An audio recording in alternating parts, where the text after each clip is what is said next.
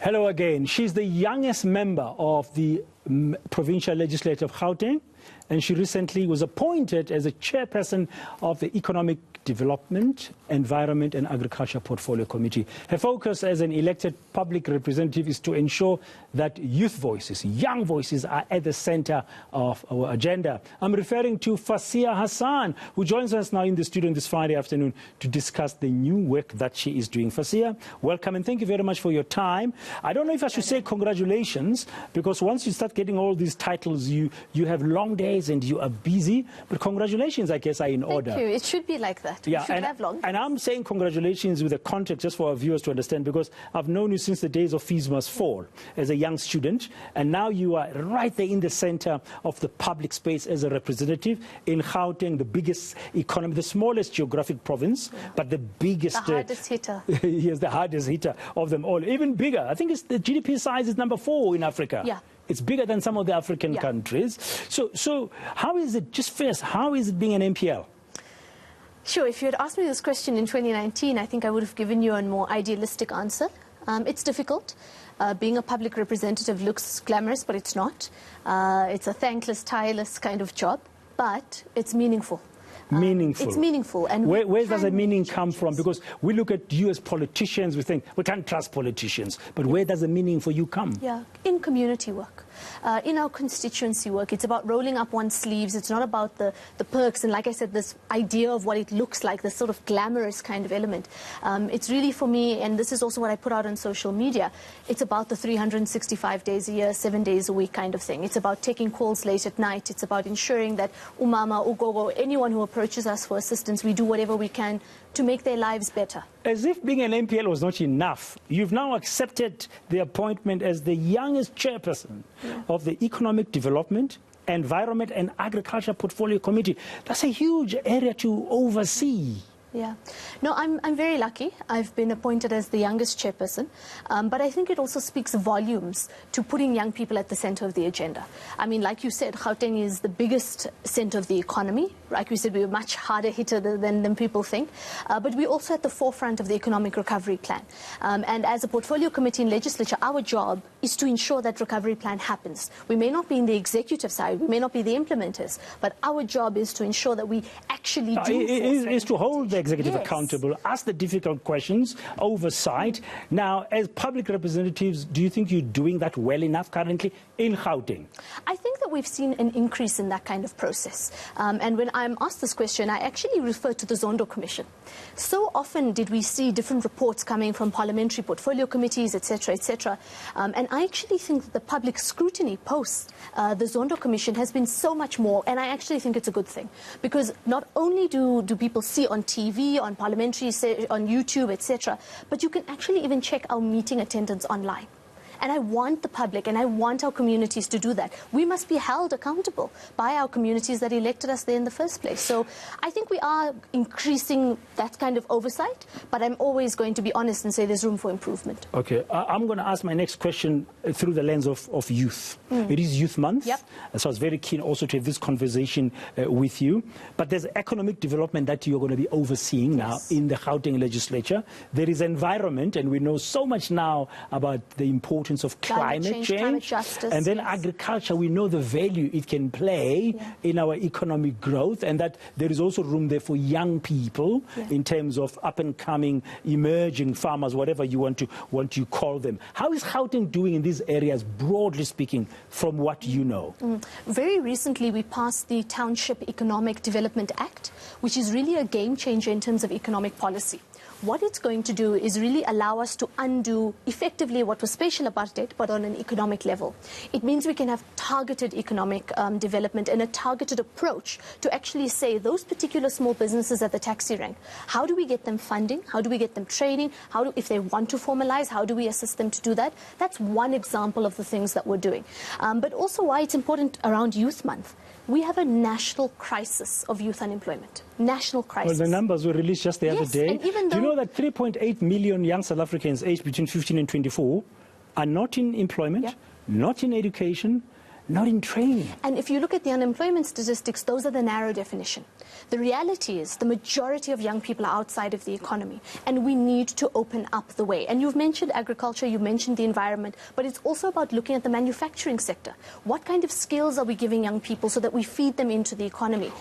Who is the MEC for Economic Development, Environment and Agriculture? Is it Parkstown? Yes, MEC Parkstown. So you are holding him to account, yes. the former mayor of Johannesburg. Yes. How's that relationship? I just had to ask you that because, I mean, he's a veteran and you're coming in at young there. Do you hold him in high regard or do you really hold him to account? In all honesty, MEC Tau is a very humble person. Yeah, I know him personally as well. Yeah. And to his credit and his character, he's been very open and very honest, and also not just brought us into confidence. One of the big projects we're working on now as a portfolio committee is we want to have a youth in business and a youth in agriculture kind of summit. And we're really plugging into the resources of the department. So if I'm being honest, we have a very good working relationship, but that doesn't remove the fact that we do play some very sharp oversight. We have some very difficult conversations. That's good. That's publicly good. and privately. That's good to hear. Now, we've mentioned the numbers of young people unemployed. You've mentioned these various areas. Yeah. Where do you think will be the biggest opportunities with the township project that initiative that you've just mentioned, with a new way there, or will it lie elsewhere? You've mentioned manufacturing yourself. Yeah. Where do you think the opportunities are? It's going to be are? multi-pronged. Okay. Because the issue is so structural, we need to be supporting youth entrepreneurs, yes, but we also at the same time need to be growing our agro-processing, for example, in the province. There's also big opportunities in the green economy. We all know the crisis of load shedding. All of us are now looking at renewable energy. We need to be upskilling young people to be at the center of the green economy agenda. Even the cannabis economy, that's a very big one, that's new. That means that as we're opening up that particular economy, we can ensure that young people play center stage. So there's lots of potential. It's about how do we link that potential to actual young people on the ground. So a young person who's watching this can say, actually, here's an opportunity that can assist me. Are you looking for scale, or are you looking for getting as many young people as possible doing something? I'm asking this against this background that sometimes when you look for scale, then there will be issues with access to capital, and then how many, and is it sustainable? But if you look at how entrepreneurs and small business in other parts of the world operate, you know, you find them in small pockets here and there, and then together they contribute much more to the total picture of the economy. No, that's exactly why we need a multi-pronged approach. So when we're looking at the Township Economy Development Act, that's actually more of a targeted approach, like I said, right? How do we put quality over quantity? But at the same time, we know that there's a quantity of issues, right? There's a huge amount of young people outside. And that's why we need to do those other interventions like agro-processing, around manufacturing, the green economy. So different sectors require different interventions. So it's not a one-size-fits-all kind of an approach. Now, Fasiha, as an oversight body, I mean, you're an MPL Parliament, it's an oversight. You're holding the executive of Gauteng to account. I mean, David Makura comes and gives his State of the Province address there, outlining his plans for the year and so on. Now, you're the chair as well of this portfolio committee. Do you spend much time in offices, or do you actually go to the ground and speak to the young people that you are currently representing? Because I know that you've put the plight of the youth of Gauteng right on the middle of your agenda as a politician. I spend very little time in my office. There's a thick layer of dust, unfortunately or fortunately, but it's better. Yesterday we were in Orange Farm, we were in Merafong, we were meeting with small-scale farmers, particularly black farmers who need different levels of assistance. We were also at the Merafong Agri Park. Today we were at Maibuya Primary School and Nogtula, which is a special school just down the road. So for me, it is about being hands-on. For our communities, it's about being hands-on. Do we always get it right? No. But what we do need to do is set a different culture and a different standard, and that is us being with our people, not the other way around. I think the culture of connecting with the communities directly and the young people is important, but are you listening to them? Are you actually listening to them, or are you just doing it to be seen, to be visible and accessible? You know, it's an interesting question. When we were doing these education oversights at schools, one of the first things I did when I walked in, people talked to the principal, the teachers. Nobody spoke to the learners. And so ever since then, I've ensured I go into whichever classes I can, we speak to young people, and they'll give you such incredible, profound insight. What do you think the issue at the school is? They might tell you about textbooks, but cyberbullying is a big issue. We're seeing different elements of gangs trying to recruit from schools. That's not something a principal necessarily can pick up. That's something you get from a young person who's in the school. At the same time, you've got young people who are saying, I'm very worried about my subject choice in grade 9 because I can see so many young people not getting jobs. What are the right subjects to choose? So it is about, like you said, not just a checkbox exercise. It's about saying to young people, you have agency, we have agency. How do we make decisions as young people for young people? Okay, now, from the days of Fees Must Fall activists at VETS, when your face plus the other colleagues of yours, other comrades of the Progressive Youth Alliance were very much in the front skin, to where you are today, when you look at the status quo of young South Africans today, what would you say are the key challenges? You've touched on unemployment. You've touched on the need for getting them involved in the mainstream economy, especially in the province of Gauteng, through entrepreneurship and other initiatives. But what else would you identify today when you look back at that trajectory? Because you've been down there. Now you are sitting as a lawmaker, as a policy maker. Sure. I still think education's a major challenge. Yes, during Fees Must Fall, we focused a lot on higher education and its accessibility. But now that I'm on this side, I actually sit in the Basic Education Portfolio Committee. And I can tell you there are mountain loads of work that we need to do there. But for me, it's also around that feeling of agency, that feeling of hope, that feeling of this is our country and we're going to be able to take it into a space where we feel positive about the future. Do young people have that? I don't think we do. I think there's a huge level of disillusion. I think there's a huge level or loss of hope. And for me, I understand that. It's so difficult in the current climate to get a job, to succeed, but you and your fellow comrades, you led the way. You show that the agency lies with you as well. There's an urgent matter of funding tertiary education at the time of Fees Must Fall. But who does the agency lie with? You took the bull by the horn and you challenged it, and then you put it on the national agenda. And as they say, the rest is history. There's still some challenges with funding and in tertiary education. We know that not everything has been resolved, but things are a little bit better than they were when you picked up the fight.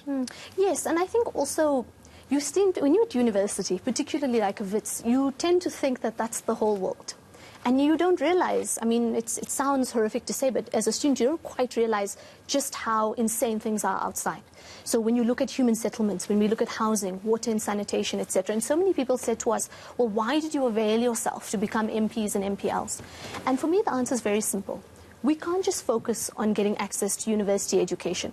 The millions of young people that we've spoken about are, in fact, completely outside of that space. So we can't only focus on higher education or universities or Fees Must Fall alone and think that will transform society.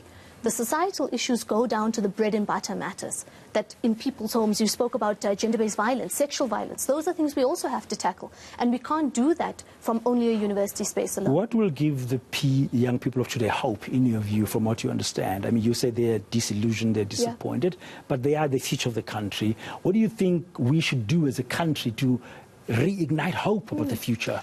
I think it's a concern of a lack of a fighting chance.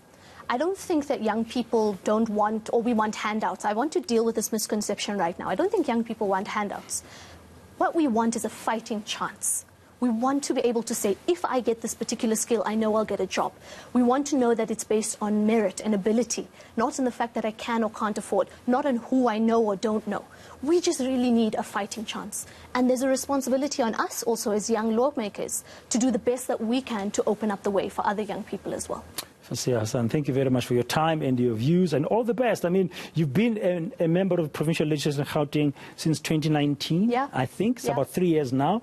But recently, you've just been appointed the chair, you're the youngest chairperson of the Economic Development, Environment and Agriculture Portfolio Committee. I'm pleased to hear, and you must tell him that I said so, that Pakstau, you hold him to account. As humble and as he is, it's important that young people are now crafting the way forward. I'm hoping more and more young people become more hopeful as you engage with them. We need that in our country today. Thank you very much. That's Fasiha Hassan, as I've just said. She's the youngest chairperson of a portfolio committee in the Gauteng Provincial Legislature. She's in charge of overseeing economic development, environment and agriculture, and she's been a member of the Gauteng Provincial Legislature since 2019.